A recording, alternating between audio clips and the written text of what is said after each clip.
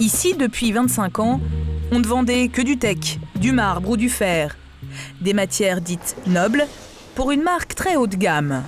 On avait seulement des matériaux naturels. Et Pourquoi nous étions sûrs qu'on avait une niche des marchés où notre client il était un petit peu snob et il voulait seulement les matériaux naturels. Mais en 2005, il y a urgence à se renouveler. Le teck, qui représente alors plus d'un tiers du catalogue, n'a plus bonne presse. De notre histoire. Contrebande de bois, forêts entières massacrées. Avec la montée de la conscience écolo, les clients se détournent peu à peu de ce mobilier. Les ventes de teck chutent.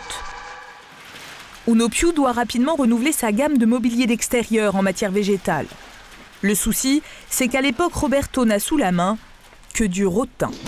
Ça, c'est poulout. C'est une fibre naturelle avec la peau.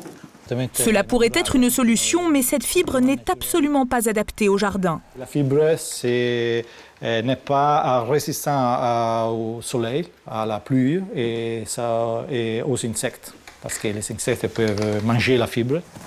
Roberto doit donc trouver une matière qui ressemble au rotin, mais sans ses inconvénients. Le designer italien va alors s'inspirer d'un Allemand, Bobby De Keyser. À la fin des années 90, cet international de foot cherche à se reconvertir. Sa famille possède une entreprise de plastique, connue pour avoir pourvu de poignées les barils de lessive.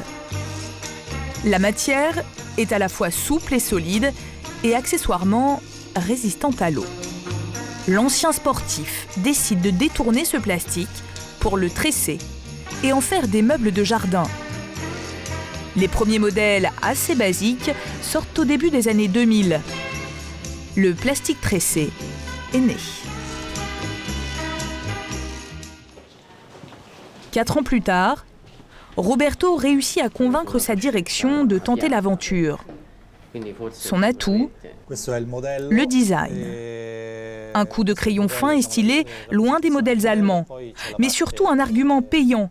La résine permet de métamorphoser des modèles vieux de 50 ans. Oui, parce que la résine, enfin, c'est plus légère. On peut faire les grands divans, les grandes chaises. Je crois que ce serait vraiment difficile de faire en bois ou en fer.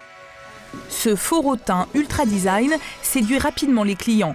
En un an, le chiffre d'affaires bondit de 15%.